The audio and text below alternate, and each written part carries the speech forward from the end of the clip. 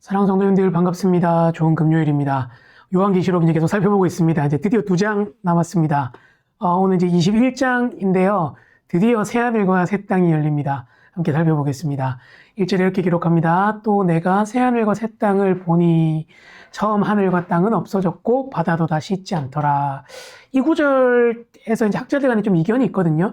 이 새하늘과 새 땅이 기존의 땅이 없어지고 생긴 건지, 이 새하늘과 새 땅이란 표현이 기존에 있던 땅과 하늘이 새롭게 된 것인지에 대한 이견이 있습니다. 왜냐하면 이제 앞에서 20장에서 하나님의 그 심판이 있을 때 땅과 하늘이 자취를 감추거든요. 그래서 이게 이제 뭐 여러 가지 학자들 사이에 이견이 있는데, 뭐 우리는 그 둘 중에 어느 것으로 봐도 크게 무방할 것 같아요. 그래서 하나님께서 거의 이렇게 새로 만드셨든지 아니면 그에 준하는 이전 것은 전혀 알아볼 수 없을 만큼의 새로운 세상을 주님께서 우리 가운데 주셨다는 것들을 그것들을 알 수 있으면 좋겠습니다. 그리고 바다가 다시 있지 않는 건 요한계시록에서 바다는 계속해서 그 악의 세력이 머물던 상징이잖아요.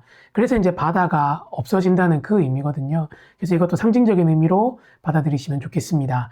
2절에 보니까 또 내가 봄에 거룩한 성 새 예루살렘이 하나님께로부터 하늘에서 내려온다, 이렇게 얘기하죠. 그러니까 어떻게 보면 새 예루살렘의 거룩한 성이 하늘로부터 하나님께서 내려주신다는 이야기를 하고 있는 겁니다. 그러니까 도시가 내려오는데, 여러분, 이 예루살렘은 어디랑 이제 대조를 하는 역할을 하냐면 앞에 나왔던 바벨론이랑 대조되는 역할이에요. 그리고 바벨론이 음녀를 가리켰다면 이 예루살렘은 뒤에 나오는 신부를 가리킵니다. 앞에서 이제 나왔던 어린 양의 혼인잔치에 있었던 그 내용이 조금 더 구체적으로 되는 것이죠. 그러면서 이제 의인화시키는 겁니다. 그 준비한 것이 신부가 남편을 위하여 단장한 것 같다라고 나오는 게 그런 겁니다. 그래서 여러분, 앞으로 나오게 될 이제 오늘 볼 20장 1절부터 8절 이후에 나오는 21장 뒷부분부터 이제 22장 첫 부분까지는 사실 이 새 예루살렘이 어떤 형태를 하고 있는지에 대한 묘사라고 할 수 있거든요. 그래서 이제 보면 거기에 대한 묘사가 이제 구체적으로 나오고, 이제 오늘 본문은 거기에 대한 개론이라고 할 수 있습니다. 그래서 그 뒤에 내용들이 이제 쭉 거기에 대한 거니까 같이 한번 더 살펴보겠습니다. 하늘로부터 내려왔다는 건, 그리고 또 단장한 것 같다는 건 하나님께서 이 신부를 준비시킨다는 것을 의미하는 겁니다. 그러니까 또 내가 들어보니까 보좌에서 큰 음성이 나는 거죠. 하나님의 음성이나 예수님의 음성일 텐데, 하나님의 장막이 사람들과 함께 있다. 장막은 구약에서 그 하나님의 임재가 있던 곳이죠. 그 장막이 성도들과 함께 있는 거예요. 하나님과 그들과 함께 계신다는 것들을 한 번 더 서술하죠. 그들은 하나님의 백성이 되고 하나님은 친히 그들과 함께 계신다, 이 얘기를 하는 겁니다. 이게 이제 그 출애굽기 19장에서 신의 산과 또 광야에서 하나님께서 이스라엘 백성들과 함께 머무시는 그 장면을 아주 구체적으로 보여주는 거고요. 하나님과의 그만큼 친밀한 관계를 보여주는 거죠. 그리고 이게 아주 구약에서 중요한 구절이잖아요. 나는 내 하나님이 되고 너희 내 백성이 되겠다. 특별히 또 친히 함께 하시겠다는 이 표현은 에스겔 37장 27절에 나오는데, 하나님께서 이스라엘 백성들과 함께 하시면서 또 하나님의 백성과 함께 하시면서 얼마나 친밀한 관계를 유지하는지를 보여주는 거죠. 이게 어제 이제 성탄 메시지에 나누었던 임마누엘의 하나님과도 연결이 되는 겁니다. 근데 그분이 오셔서 뭘 하시냐? 하나님께서 우리와 함께 하시면서 뭘 하시냐면 눈물을 눈에서 닦아주시고 다시는 사망을 경험하지 않는 거예요. 슬퍼 울 일이 없고 곡하는 것도 없는 거죠. 더 이상 아픈 것들이 없는 겁니다. 왜냐하면 이 처음에 했던 것들이 다 지나가고 새하늘과 새 땅이 열리고 우리 또한 새로운 피조물이 되었다는 것들을 보여주는 거죠. 너무 좋을 것 같아요. 눈에서 눈물이 없고 사망이 없고 애통하고 곡하는 것이 없으면 얼마나 좋을까. 근데 이게 주님 다시 오시는 그날에 우리 가운데 이루어지는 일이라는 겁니다.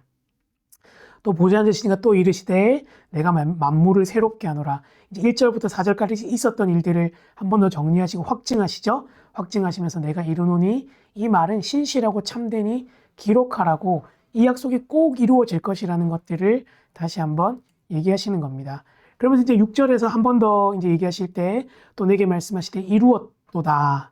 여러분, 예수님께서 십자가에서 하신 그 말씀, 다 이루었도다가 생각나는 그 말씀이죠. 요한복음 19장 30절인데 그 말씀이 기억나게 합니다. 예수님의 사역이 다 이루어졌음을 기억나게 하시면서 나는 알파요 오메가고 처음과 마지막이다. 알파는 알파벳의 처음이고 오메가는 마지막이잖아요. 그러니까 하나님께서 이 모든 것들을 주도권을 가지고 전체에 있는 이 통제권을 가지고 하신다는 것들을 보여주십니다. 하나님께서 다 이루시고 통제권을 가져 계신 주님께서 하시는 일이 뭡니까? 우리에게 생명의 샘물을 주시는 거예요. 특별히 목마른 성도들에게, 핍박당하고 고난받으면서 목말랐던 그들에게 값없이 주시는 거죠. 사실 이 모티브는 뭐 구약 신약 할 것 없이 너무 많이 나오죠. 이사야 뭐 49장 또 55장에도 나오고 또 요한복음에도 또 이 생명의 생수 되시는 주님을 말씀하시는데 그러한 것들을 총체적으로 다 보여준다고 할 수 있습니다. 그러면서 이제 이 성도들을 뭐라고 표현하냐면 이기는 자라고 표현합니다. 이게 여러분 사실 앞에 있던 7교회에게도 계속 반복되는 거잖아요.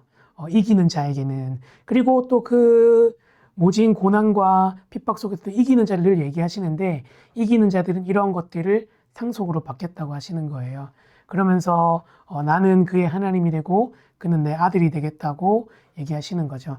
이거 이제 사무엘하 7장에서 하나님께서 다윗에게 솔로몬에게 그리고 다윗의 자손들에게 어떻게 할 것이라는 걸 말씀해 주신 약속 중에 하나인데 그것이 이루어짐을 또 보여주시는 겁니다. 그러면서 이렇게 얘기하죠. 그러나 그렇지 않은 자랑 또 대조하시는 거예요. 두려워하는 자. 이건 이제 핍박받는 걸 두려워해서 배교한 사람들, 하나님을 온전히 믿지 않은 자. 흉악한 자는 우상을 숭배하고 성적으로 가늠한 자들, 타락한 자들을 얘기합니다. 살인한 자들은 믿는 자들을 박해하고 죽였던 사람들을 얘기하는 거죠. 음행한 자들은 우상을 섬기고 성적으로 타락하고 그리고 점을 보고 우상을 숭배하고 그리고 악한 세력들에게 속아서 거짓말에 미혹된 자들, 이 모든 자들은 불과 유황으로 타는 못에 던져져서 두 번째 사망을 경험하게 된다는 겁니다. 앞에서 구원받은 자들과는 확연히 다른 그것들을 경험한다고 하나님께서 보여주시는 거죠. 참 이제 이 마지막 부분을 읽으면서 하나님께서 열어가시는 새하늘과 새 땅에 신자들이 누리는 것이 얼마나 많은가. 눈물을 닦아주시고 애통도 없고 사망도 없고 영원한 생명 샘물을 마시게 해주시는 그 주님의 그 일들을 신자들로 하여금 기대하게 하시는 겁니다. 어떻게요? 거룩한 신부의 모습으로요. 새하늘과 새 땅을 여셔서 말입니다. 기도할 때 하나님 오늘도 새날 주셔서 감사합니다. 새하늘과 새 땅을 여시고 신부를 준비시키실 정말 그날을 사모합니다.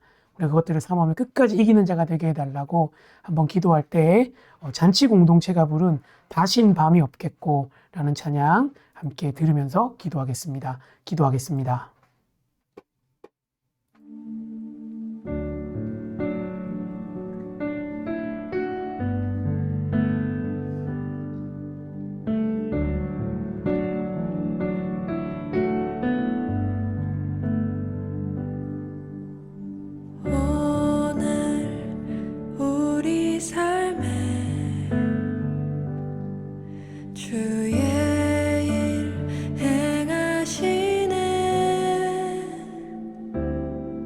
실수가 없으신 완벽한 일하심으로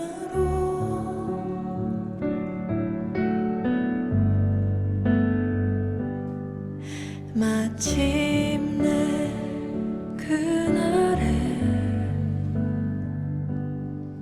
주 약속 이루시네.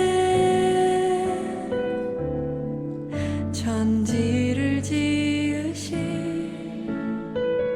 온전한 그 말씀으로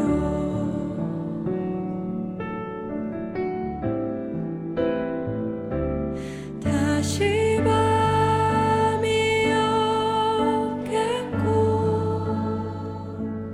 햇빛도 쓸데없으리.